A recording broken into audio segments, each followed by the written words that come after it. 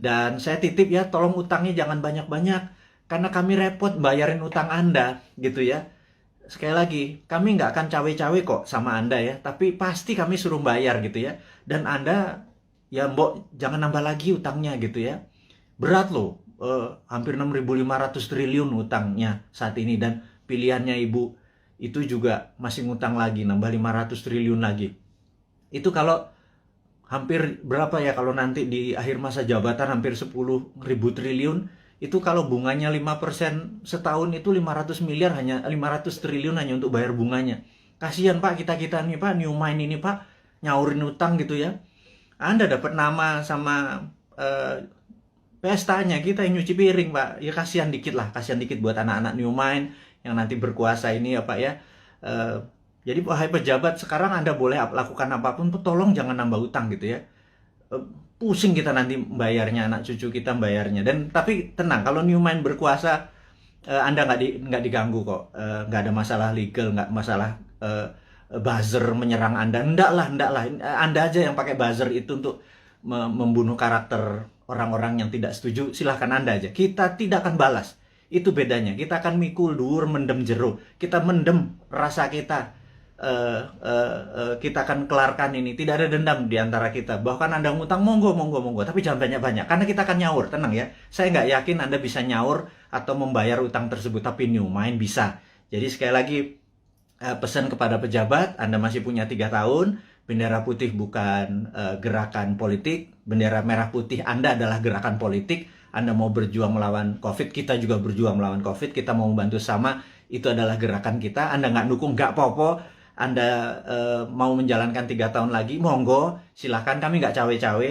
Tapi pesan satu aja, jangan nambah ngutang ya, gitu. Karena repot kalau ngutang diperpanjang. Karena pasti kami yang nyaur, kami yang ini. Anda sekarang silahkan, terus kedua, Anda boleh menggunakan buzzer, silahkan membunuh siapapun yang Anda mau oposisi, Anda mau eksekusi dengan buzzer Anda, silahkan.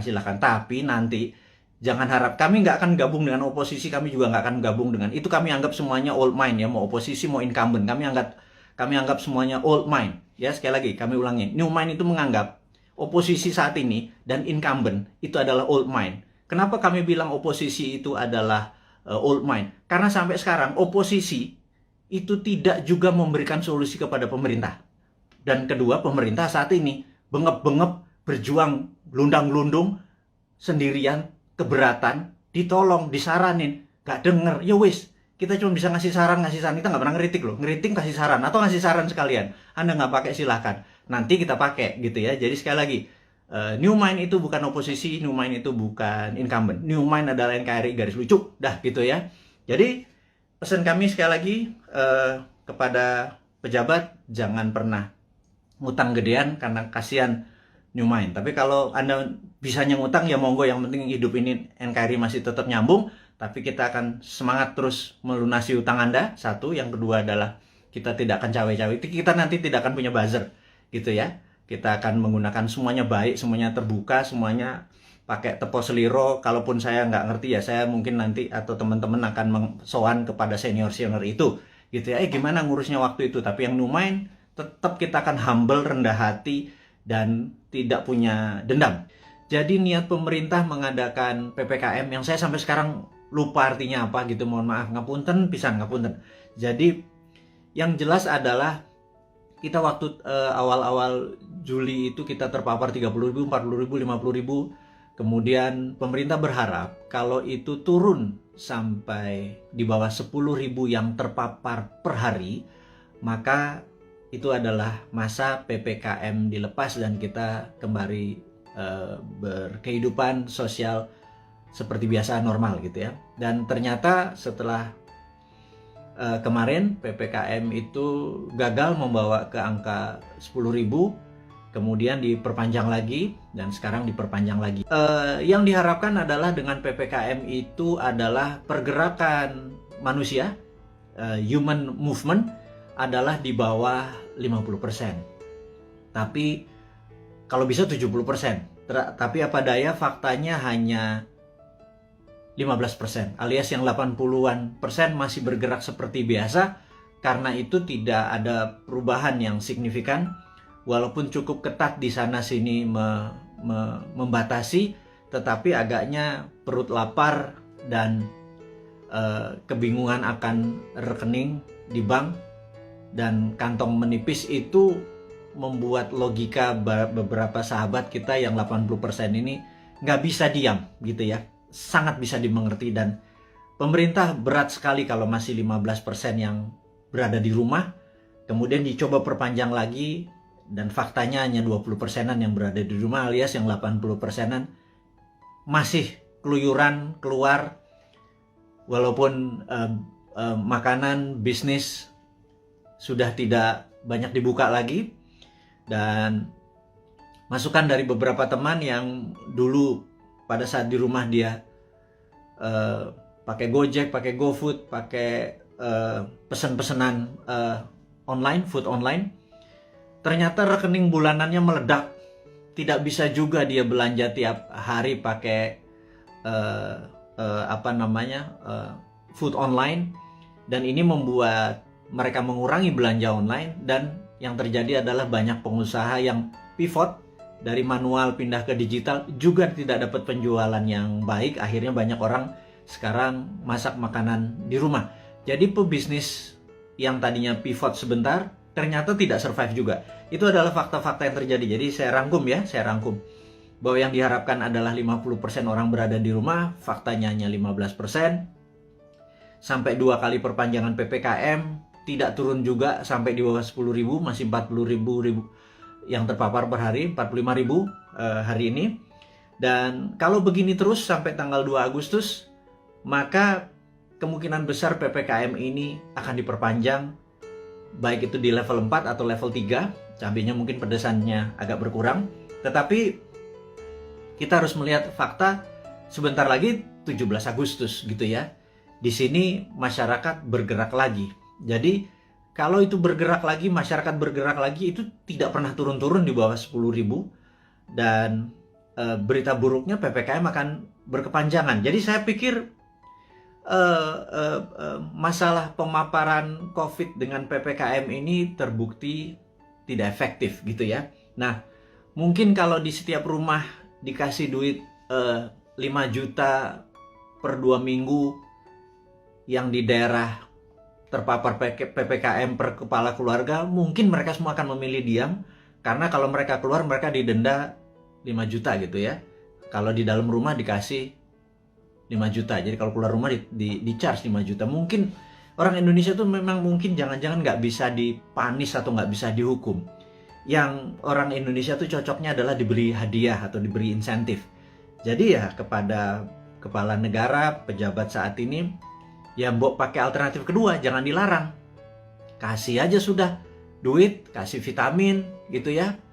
Udah lepas aja, jangan-jangan ini pakai herd immunity, mungkin ya, karuan aja.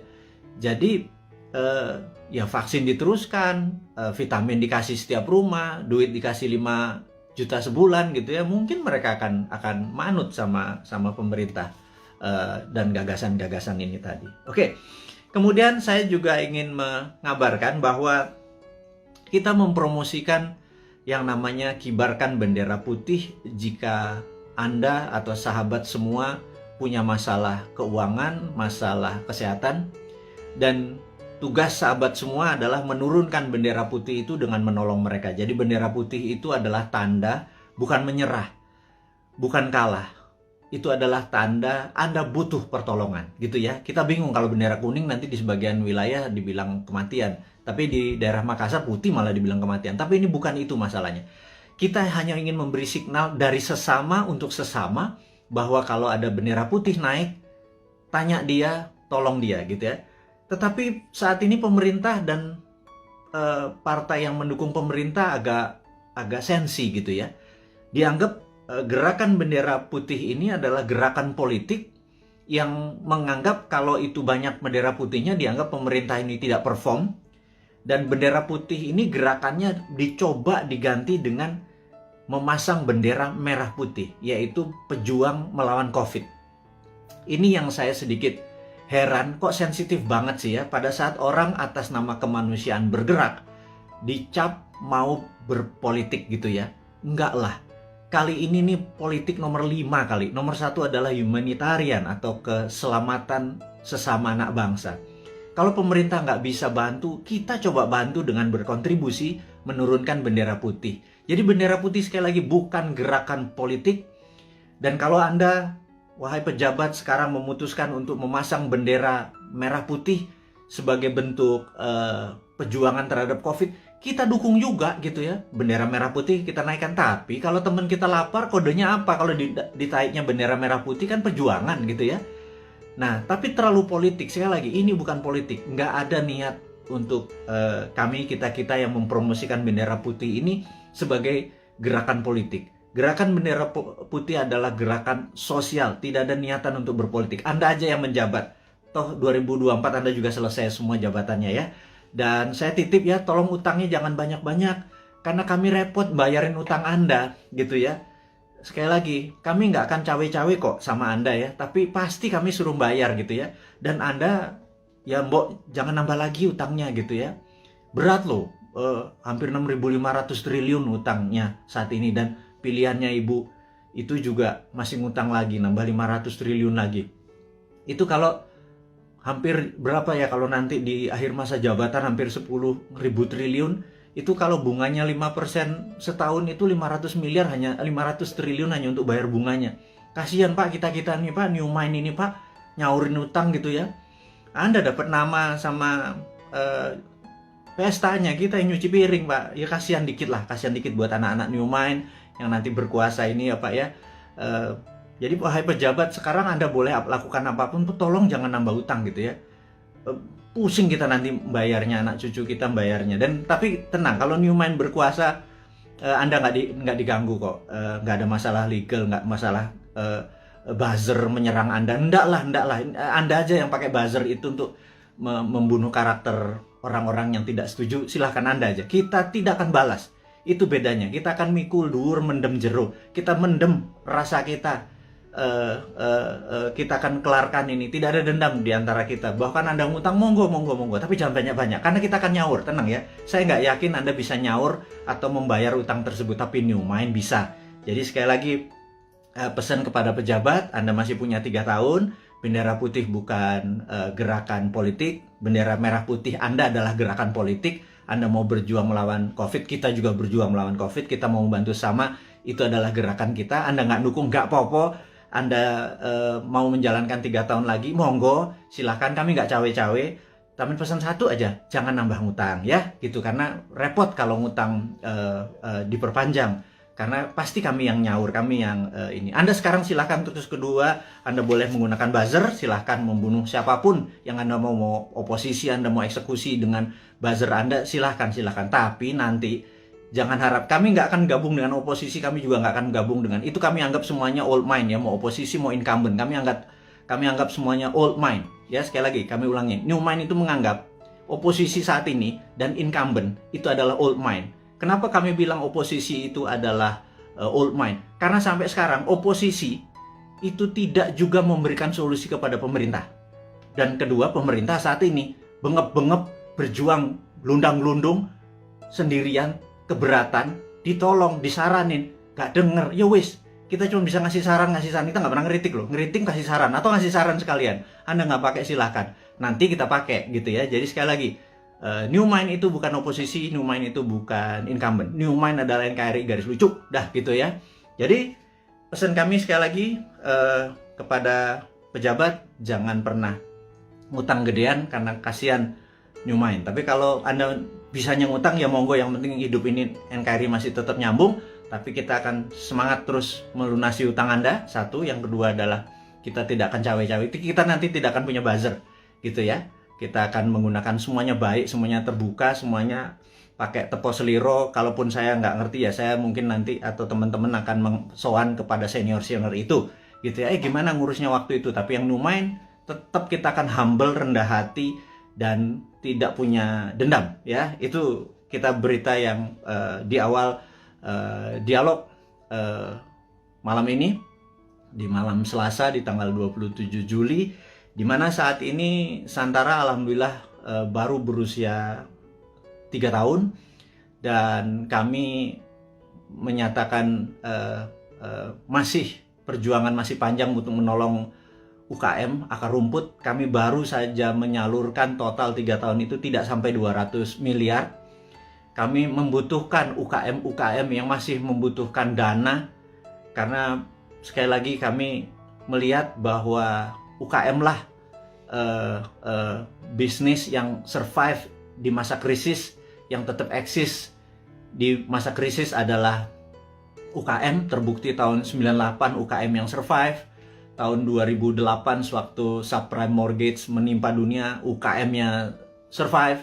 Dan tahun ini, tahun COVID, tahun pandemi, itu pun UKM yang bisa survive. Dan kita tahu UKM saat ini dianaktirikan oleh old money, karena kita tidak bisa minjam kredit kita dibatasi, hanya daerah-daerah tertentu, harus punya jaminan dan lain sebagainya. Kalau sahabat punya masalah keuangan dan perlu pendanaan, Anda mau scale up, Anda mau meningkatkan penjualan, mau menambah cabang, apapun itu, yuk UKM datang. Anda mendaftar hari ini 10.000 UKM pun Santara bisa menelan dan membantu itu semua. Kami akan gulung komeng kerja keras seperti pemerintah saat ini membantu rakyatnya. Kita membantu sisi UKM-nya saja. Kami siap, dan kami tadi rapat semua di keluarga besar Santara untuk mulai hari ini, tanggal 27 Juli 2021, 3 tahun usia Santara. Kami siap tidak tidur siang malam, membagi jam kerja untuk membantu teman-teman agar UKM-nya bisa sukses, eksis di tengah krisis dengan pendanaan. Yang kedua adalah, kita tahu teman-teman investor, teman-teman yang mempunyai portfolio keuangan, kami sangat menyarankan Anda saat ini mungkin punya tabungan, deposito, mencari tempat investasi. Anda tidak perlu investasi besar yang beresiko, seperti misalnya di dunia properti Anda harus beli tanah dulu, seperti di usaha-usaha yang lainnya. Sementara uang atau modal Anda terbatas, katakanlah kecil, di bawah 10 juta, di bawah 20 juta gitu ya, dimana investasi yang lain besar-besar. Urun dana adalah kita bersama-sama bergandengan tangan membantu UKM. Jadi underlying uang kita adalah UKM, dunia nyata, dunia real. Jadi kalau Anda punya 10 juta, 2 juta, 1 juta, berapapun itu, kalau di deposito nggak ada artinya, ditaruh di ATM atau habis gitu ya, ditaruh di bini apalagi gitu. Nah, cobalah portfolio Anda, keuangan Anda mulai dibagi-bagi. Jadi misalnya letakkan sedikit di UKM Santara. Anda bisa pilih, sebentar lagi listing-listing di Santara itu akan bertaburan. Anda pilih sendiri. Di dalam investasi, Santara hanya penghulu. Santara tidak menyarankan ini yang baik, ini yang buruk. Anda sebagai investor lah yang berhak memilih pasangan Anda. Kalau Anda adalah cowok investor, maka UKM adalah ceweknya gitu ya. Cari yang cantik, yang pinter, yang terus belajar gitu ya, untuk jadi pasangan investasi Anda. Jadi saya sangat sarankan kalau Anda berminat menjadi investor di Santara, hubungi nanti di IG-nya Santara, ada nomor investor. Kalau Anda mau invest, Anda nggak usah pikir, wah saya nggak punya duit 100 juta, kita nggak butuh. Sahabat, kita yang butuh adalah uang-uang yang nganggur, yang receh, ketimbang ditaruh di tabungan Anda di celengan babi itu, namanya juga celeng gitu ya. Anda pindahkan aja 1.500.000, uang Anda itu pindahkan ke UKM. Jadi ada dua hal. Satu, Anda bisa dapat dividennya. Dua, Anda menolong ekonomi saudara kita sendiri, para UKM. Jadi itulah filosofi Santara dan niat Santara untuk membantu. Dan Santara saat ini kami ingin melaporkan juga bahwa dalam 2-3 tahun ke depan, dan mulai dari ulang tahun yang ketiga ini, kita akan membuat Santara Internasional. Jadi Santara Viet di Vietnam, Santara Thai di Thailand, dan Santara Filipina. Itu 3 negara akan kita buat duluan. Jadi kita ingin Santara ini go internasional. Itu kita udah siapkan, kita udah ada mitranya. Jadi bukan hanya Gojek bisa di Vietnam, Santara pun bisa. Karena Santara punya keunikan, ini adalah equity crowdfunding pertama di Indonesia dan terbesar. Dan kita bercita-cita ingin menjadi yang terbesar di ASEAN atau di regional. Dan ini hanya membuktikan bahwa Indonesia bukan jago kandang. Indonesia di bawah New Mind itu ekspor kita. Buktinya Santara, karena di Vietnam, di Thailand, dan di Filipina tidak ada. Jadi kita go global, company kita dari sana ya dong untuk dong ya. Jadi Vietnam untuk Vietnam, Thailand untuk Thailand. Dia hanya pakai softwarenya kita. Dan mereka sangat antusias sekali. Nah, bayangkan kalau nanti ada 10.000 perusahaan Vietnam listing di Vietnam tapi di Indonesia cuma 1.000. Yang ada masalah adalah orang Indonesianya. Orang Indonesia kakek mikir kali ya.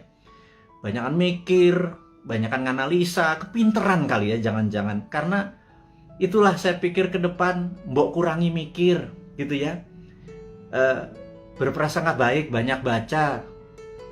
Terus banyak berdiskusi yang sehat. Jangan ngikuti buzzer nggak buat kita pinter gitu ya. Buzzer buat kita hanya jadi kuda-kuda terus, curiga terus gitu. Jadi sahabat semua, kita lanjut lagi. Santara Go Internasional ini dikawal oleh seorang profesional yang khusus untuk melaksanakan di bidang internasional ini. Dan kami serius sekali untuk membuat Santara menjadi perusahaan regional gitu ya. Kemudian ada lagi yang menarik. Santara adalah satu-satunya yang maaf agak meler ini. Jadi Santara satu-satunya saat ini yang siap dengan secondary. Secondary itu begini. Kalau Anda invest, Anda ingin exit. Itu exitnya bisa di secondary. Jadi investasi itu ada 2. Satu dari dividen, di mana Anda dapat benefitnya, dividen. 2 adalah kenaikan dari nilai saham tersebut. Dan kenaikan nilai saham tersebut bisa Anda lepas di mana? Di secondary market. Jadi kalau Anda misalnya saat ini di IDX atau di Bursa Efek Indonesia, Anda membeli saham katakanlah BCA gitu ya, harganya lupa saya sekarang berapa, 30.000 atau 29.000 kali. Begitu Anda membeli, suatu hari harganya menjadi 30.000 atau 31.000, ada untung 1.000-2.000 perak. Anda selain dapat dividen dari BCA, Anda juga bisa exit, dapat 1.000 atau 2.000 rupiah per lembar saham yang Anda beli. Jadi Anda dapat capital gain-nya gitu ya. Nah, capital gain itu eksekusinya ada di secondary market. Jadi kalau Anda sekarang pemain kripto, Anda Doge, Anda beli Bitcoin, ya harganya harga dari langit, misalnya 100 juta, sekarang harganya 101 juta, Anda jualan untung 1 juta.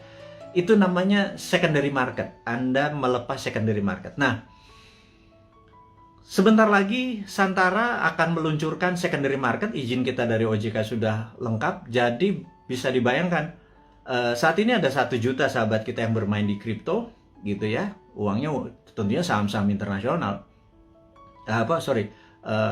Koin-koin yang Anda main adalah koin internasional. Jadi uang Anda sebenarnya menguntungkan negara lain. Terus kemudian di Bursa Efek Indonesia juga ada sekitar 1,2 juta investor yang setiap hari ada di floor saham untuk jual beli sahamnya. Dan kita berharap sewaktu Santara secondary-nya dibuka, itu adalah teman-teman yang portfolio keuangannya tadi bermain mengharapkan capital gain, Anda bisa menolong UKM karena yang Anda beli adalah saham UKM. Benar-benar ada sektor realnya, yaitu membantu sahabat UKM di Indonesia. Dan apa yang terjadi kalau di Vietnam, Thailand, dan Filipina kita bisa bersama-sama, ini terlalu mulus kalau kita bilang sekarang ya. Anggap 3-4 tahun lagi lah sampai 2026, 2027. Itu kita akan menjadi the biggest bursa UKM di dunia. Dan ini akan membuktikan bahwa Indonesia sekali lagi bukan jago kandang. Indonesia memang layak 2045 menjadi superpower country. Sekali lagi, Indonesia tahun 2045 layak menjadi superpower country.